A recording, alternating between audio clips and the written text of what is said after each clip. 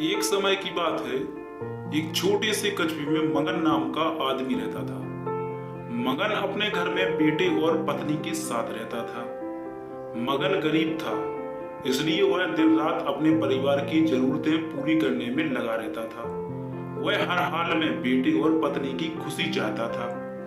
मगन एक छोटी सी कंपनी में काम करता था, जहां उसकी आमदनी घर खर्चे जितनी हो जाती थी। लेकिन फिर भी मगन कंपनी वाला काम खत्म करके दूसरी जगह जाया करता था, ताकि कुछ और पैसे कमा सके। काम में व्यस्त होने से वह अपने परिवार को समय नहीं दे पाता था। मगन 24 में से 15 घंटे घर से बाहर काम में निकल देता था और रात को देर से आता था और सुबह जल्दी चला जाता था। इस तरह कुछ दिन बीतते गए। एक दिन मगन की पत्नी ने उससे कहा कि आप पूरे दिन काम करते हैं और हमें समय नहीं देते हैं। वैसे भी हमारा खर्चा आराम से निकल जाता है, तो आप इतनी मेहनत क्यों करते हैं? हमारे पास जितना है उसी में हमें खुश रहना चाहिए। चलिए आज हम तीनों कहीं घूमने चलते हैं। तब मगन कहता है कि बस कुछ समय मुझे और मेहनत करने दो, फिर आराम ही आराम है। इस तरह मगन मेहनत करने लगा रहता है। उसका बेटा भी उससे अक्सर कहता रहता कि पापा आप मेरे साथ खेलो, बैठो और मुझसे बातें करो। लेकिन मगन हमेशा काम के लिए कहकर कभी उसे समय नहीं दे पाता था। कुछ समय और बीता। अब मगन की किस्मत चमकी।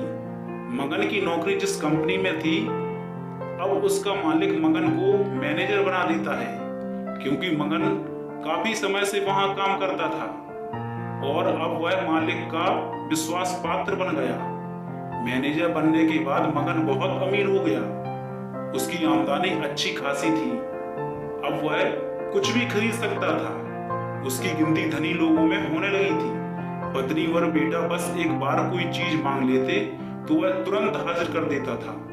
एक दिन बेटा और पत्नी दोनों मगन से बहुत ज्यादा जिद करते हैं कि वे तीनों समुद्र के किनारे घूमने चलें।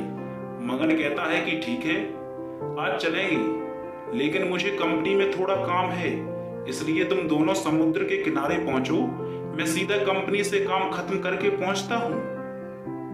पत्नी और बेटा दोनों वहां चले जाते हैं। तभी समुद्र में बहुत बड़ी सुनामी आ जाती है और आसपास के लोगों को भी बहा ले जाती है। पत्नी और बेटा दोनों पानी में बह गए।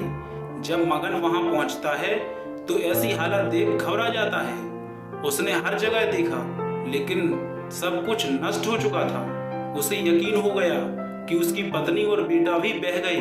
वो जोर जोर से रोने लगा और अपनी पत्नी की बात को याद करने लगा कि हमारे पास जितना है उसी में खुश रहना चाहिए और अपने परिवार के साथ खुशी के नए पल बनाने चाहिए, ताकि हम उसे हमेशा अपने दिल में संभाल कर रख सकें। पैसों का क्या है, कभी होंगे तो कभी नहीं होंगे। तो दोस्तों, इस कहानी से हमें सीख मिलती है, हमेशा अपने परिवार के साथ समय निकाल कर बैठना चाहिए। तो दोस्तों, आपको यह कहानी कैसी लगी आप हमें कमेंट में जरूर बताएं। और अगर आपने मेरा चैनल सब्सक्राइब नहीं किया तो मेरा चैनल सब्सक्राइब कर लें। मिलते हैं अगली कहानी में, जब तक के लिए जय हिंद।